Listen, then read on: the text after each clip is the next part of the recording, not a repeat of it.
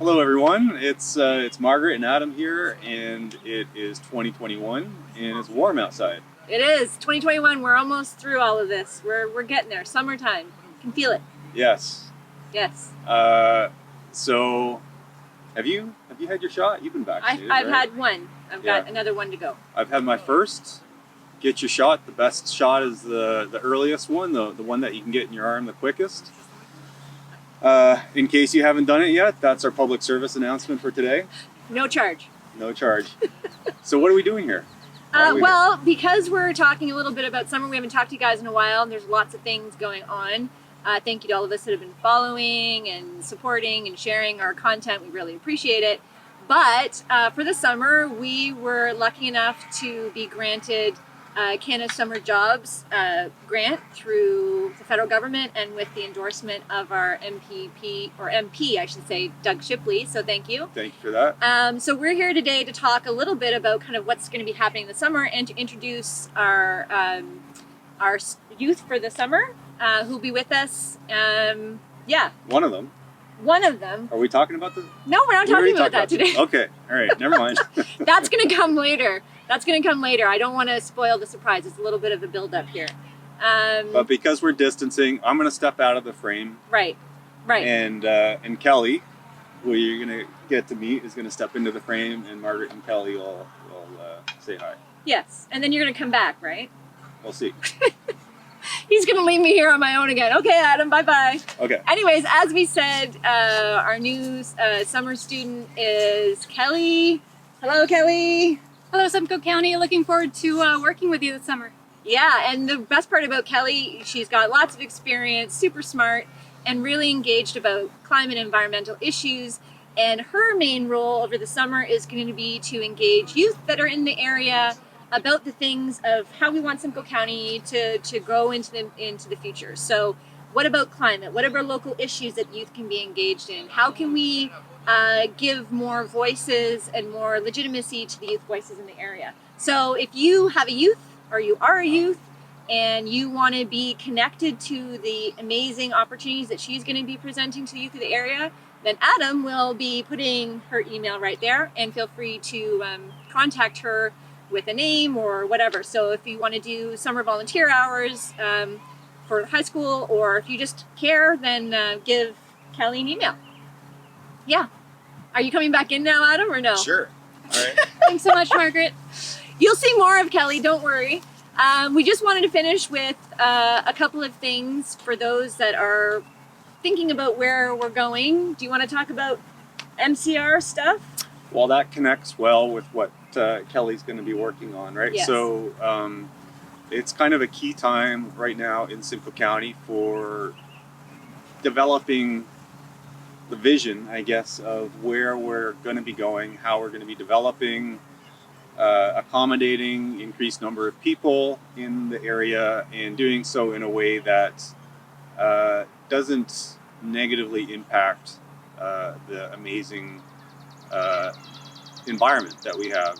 You know, the water, the green spaces, the family farms, and whatnot. So that's the Municipal Comprehensive Review. Yep. That's something that's done on a regular basis every 10 years or so.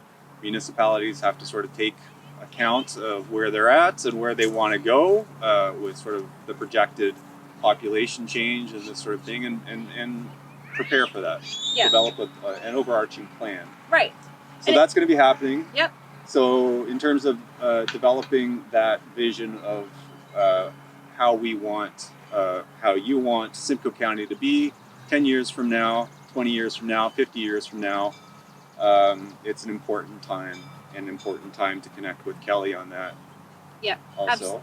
Absolutely. And it may sound like dry, boring policy stuff, but it's like bigger questions like, what type of housing do we need to have in the area? How do we plan on building climate resilient communities? How do we take action on climate change? How do we factor in preservation of our water and our farmland when it comes to housing people? Because I think a lot of the political narrative is you can either have the environment or you can have the economy, and you can't have both. And there's jurisdictions all over the world that have proven that actually a successful economy is based on a successful, thriving environment. So let's cut out the BS about the dichotomy of environment versus economy, and let's start thinking about the vision of where we want our political leaders to make those policies that will be going on for decades to come. Yes. And so the next one, The Bradford Bypass, which is a very good example of how we have gotten entrenched in a narrative that says highways are always good, highways always provide economic benefit. It is something that we're really involved in, working with a lot of groups in the area, within Bradford and outside of Bradford. And again, it goes back to what is the vision of creating that highway in such a sensitive part of Lake Simcoe and in the watershed. We don't have the evidence to demonstrate that the highways and that benefit even for commuting times. So we want you guys to think about all of that stuff and challenge that narrative. so it's not just that we don't have the evidence, the province doesn't have the evidence. It's not just us. That's what we mean by we. Yes. The public. The collective. There's not the evidence has not been made public that this actually is a net benefit to the community. One example of sort of an old way of thinking that Margaret was just talking about is the idea that building highways or increasing road width will ease congestion.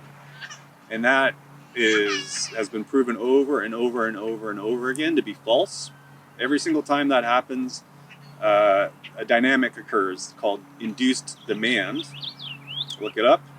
There's lots of really good explainers of that out there, and actually maybe I'll link one, a video that we often share explaining it. But basically the idea is when you build, they'll come, right? You build a highway, you get smart centers in the intersections, in the interchanges, more traffic, more residential areas are opened up, more traffic, and before you know it, all this money you've plowed into easing congestion has actually just created even more congestion, right? Yeah. So not only congestion on that main thoroughfare, that highway, but congestion in all of the surrounding area, the roads as well, which then it's a downward spiral because then the arguments need to be made for how those roads can be widened to ease congestion, et cetera, et cetera. So instead of putting good money after bad, which is essentially what this does, why don't we look for alternatives where you can actually provide transportation alternatives to people that are far more efficient, more money for the dollar. Is that a saying, or am I making a saying up? More bang for the buck. More bang for the buck, I think, right. is the thing. That's okay. It's Monday, so that explains it. Yes. Anyways, public transit, you move far more people, far more efficiently, especially if you're putting the kind of money into it that the government currently is proposing to put into highways. At least 1.5 billion is the closest estimate we've got, but we haven't got an official price tag, which should worry people because as we're talking about COVID, how we come back from that, how we spend money, and the efficiency of the money that we spend is going to be really important. There's a lot of things that COVID has highlighted to us, inequities within our systems, whether it be education or healthcare or social support programs. And so we have to really say there's 1.5 billion at least just to kind of build this thing where we want our public dollars used. Yes, right? And again, thinking about this vision, like the MCR and like what Kelly is going to be doing with youth, the vision of what do we want our communities to look like 30 years from now, 50 years from now? What do they need to look like, within the context of the challenges that we're facing with climate change? And let's start working towards those instead of doubling down on forms of development that we know are failing us. Yeah. So get in touch. You can go to our website to find out ways to get involved, particularly with the Bradford Bypass. We've got resources up there. There's Stop the Bradford Bypass group on Instagram and on Facebook. You can get involved there.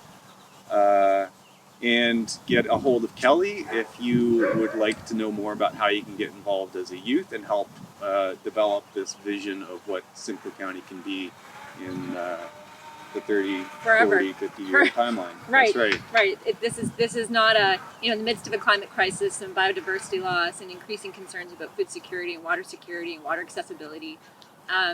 This is not the time to just continue with initiatives that don't have any evidence behind them.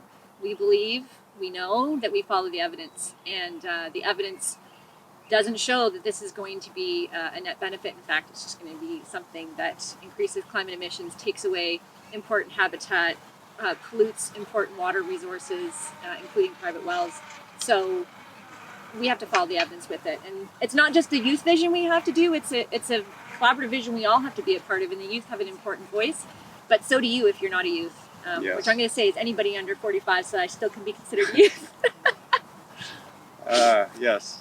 I'm youthful. As long as you can move the goalpost, anything's possible. Anything's possible. Yeah. We're used to watching the goalposts get moved all the time. So if they can do it, why can't we, right? That's true. Yeah. I think that's about it. That's about it. Yeah. So thanks for tuning in, and stay tuned, I guess, for lots of We'll be exciting in touch. developments. We've got one really exciting development, which I sort of started mentioning earlier, but we're gonna do a video update with that shortly in the next few weeks, probably. Yeah, absolutely. Be safe, everybody. Enjoy the summer safely. Get your shot. Yes, get your shot. Bye.